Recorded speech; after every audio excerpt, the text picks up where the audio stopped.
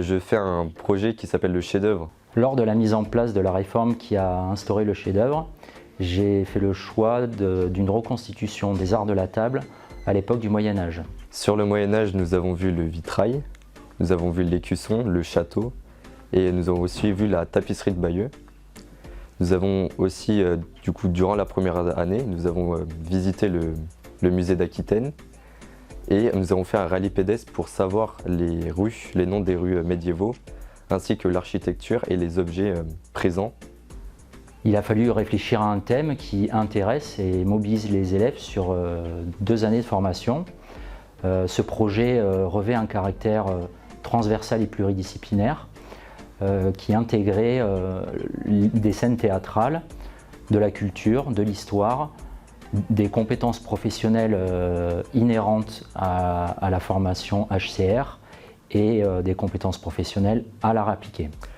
J'ai travaillé avec 2 professeurs, mon professeur de service et ma professeure d'art appliqué pour ce chef-d'œuvre. On a aussi fait l'atelier théâtre pour savoir comment se positionner et comment s'exprimer à l'oral pour la journée porte ouverte. Aujourd'hui, il y a une association qui vient, elle s'appelle Brin de couleur. Ça va servir pour l'impression sur tissu. Mathilde Guignard, je suis teinturière. Alors j'ai créé l'entreprise Brin de couleur en 2017 après plusieurs années de passion de la teinture végétale. J'ai une grosse partie de mon activité qui me tient beaucoup à cœur, qui est l'animation. Donc intervenir en milieu scolaire. Donc j'ai rencontré par ce biais-là Madame Chapuis-Breton. Et du coup, elle m'a parlé de ce projet qui était mené avec ses élèves sur le Moyen-Âge et donc de travailler autour des costumes et des décorations de table. Donc on a mis en place ce petit programme aujourd'hui pour faire découvrir la teinture végétale aux élèves. Notre réalisation actuelle, c'est une teinture sur tapisserie.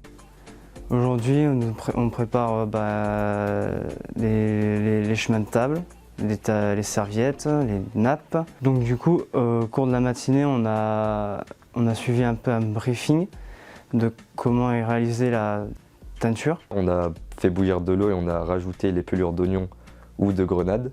Et ensuite, on a directement mis le tissu dedans pour imprimer la couleur dessus. On a préparé à base de feuilles cueillies fraîchement. Et du coup, on a déposé sur un morceau de granit un tissu qu'on a placé par-dessus une feuille et qu'on a recouvert du chemin de table pour mon groupe. Et à l'aide d'un maillet, on a fait ressortir la couleur de la feuille. Je suis très fier de ce qu'ils ont pu accomplir au niveau de ces 2 années de formation. Tout ce qu'on a réalisé, ça sera pour la journée porte ouverte et c'est là où on sera noté pour le chef-d'œuvre.